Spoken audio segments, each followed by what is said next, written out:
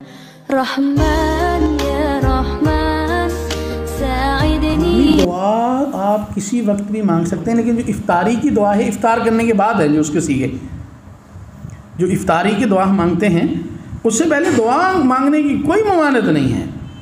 آپ اس سے پہلے جتنی مرضی دعا مانگیں، اللہ کی بارگاہ میں دعا مانگنی چاہیے، یہاں تک کہ دعا ایسی ہے کہ اگر اللہ سے آپ نہ مانگیں تو اللہ ناراض ہوتا ہے۔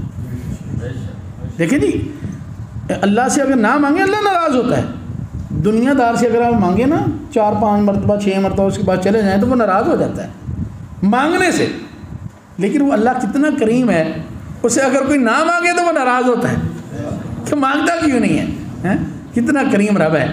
اس لیے اللہ کی بارگاہ میں ہر وقت جو ہم مانگنا چاہیے، دعائیں کرنی چاہیے۔ دعاؤں کے جو اتنے فوائد ہیں، پہلے نمبر تو انہوں نے فرمایا کہ کوئی بندہ دعا کرتا ہے اللہ اس کی دعا کو قبول فرماتا ہے۔ اگر قبول بظاہر نہیں ہوتی تو اس کی جو آنے والی کوئی مشکل ہے اللہ تبارک و تعالیٰ اس مشکل کو حل فرما دیتا ہے،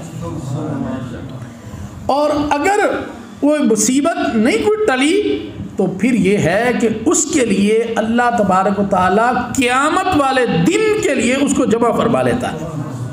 اور یہاں تک کہ قیامت والے دن جب وہ شخص جس کی دعائیں جمع ہوئی ہیں، قیامت والے دن اس کو جب اس کا اجر ملے گا نا، وہ کہے گا کاش دنیا میں میری کوئی دعا قبول ہی نہ ہوتی، اللہ تبارک و تعالیٰ سارا اجر جو ہے وہ مجھے قیامت والے دن ہی اس کا عطا فرما دیتا ہے۔ اس لیے اللہ کی بارگاہ میں دعا پہلے بھی مانگنی چاہیے، لیکن جو الفاظ ہیں، جو صیغہ ہیں اس کے، تو یہ جو ہے وہ آپ جیسے افطار کریں، افطار کرنے کے بعد جو ہے الفاظ جو ہیں صیغے کے جو ہیں اس کو استعمال کریں۔ جی۔